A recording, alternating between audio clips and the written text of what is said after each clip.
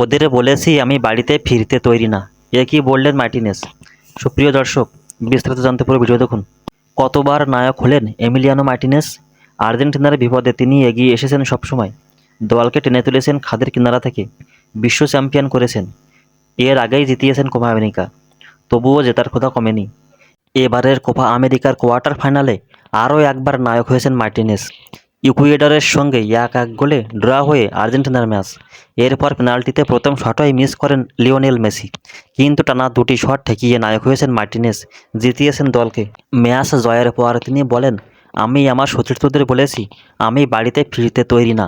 যদিও আমরা বিশ্ব চ্যাম্পিয়ন ও কোপা আমেরিকা জিতেছি, তবুও এই দলটার আরও বেশি প্রাপ্য। 35 দিন হয়ে গেছে আমরা সবাই একসঙ্গে আসি, আর ব্যাপারটা আবেগের। মার্টিনেজ এ নিয়ে চতুর্থবারের মতো টাইব্রেকারের মুখোমুখি হয়েছেন আর্জেন্টিনার হয়ে। প্রতিবারই দেশকে জিতিয়েছেন।